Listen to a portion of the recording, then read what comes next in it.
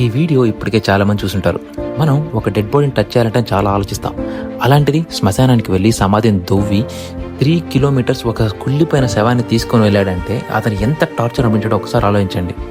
జీతు ముండా చనిపోయిన తన సిస్టర్ అకౌంట్లో ఉండే 20,000 రూపాయలు బ్యాంక్ వాళ్ళని తనకి ఇమ్మని అడిగినందుకు వాళ్ళు ఎవరైతే అకౌంట్ హోల్డర్ ఉంటారో వాళ్ళు వస్తేనే అకౌంట్లో డబ్బులు వేస్తామని చెప్పారు. ఇతనికి ఒకసారి 2 సార్లు కాదు, బ్యాంకుకు వెళ్ళిన 7 సార్లు ఇదే చెప్పారు. సో ఇంకా అతను చేసేది ఏమీ లేక శ్మశానానికి వెళ్ళి తన చెల్లెలు ఇప్పుడు డెడ్ బాడీని తీసుకుని బ్యాంకుకు వచ్చాడు. ఇది జరిగిన తర్వాత ఇప్పుడు బ్యాంక్ వాళ్ళు తను ఇల్లిటరేట్, తనకి రూల్స్ అండ్ ప్రొసీజర్ ఏమీ తెలియదు, లీగల్ నామినేట్ ఏంటో తెలియదు అని అంటున్నారు. ఓకే, తను ఇల్లిటరేట్ అనుకుందాం. రీసెంట్గా మినిస్ట్రీ ఆఫ్ ఫినాన్స్ రిలీజ్ చేసిన డేటా ప్రకారం దాదాపు బ్యాంక్ అన్క్లెయిమ్డ్ అకౌంట్స్లో 60,500 కోట్ల రూపాయలు ఉన్నాయి. ఈ 60,500 కోట్ల రూపాయలు సంబంధించిన అకౌంట్స్ అన్ని ఇల్లిటరేట్స్వేనా?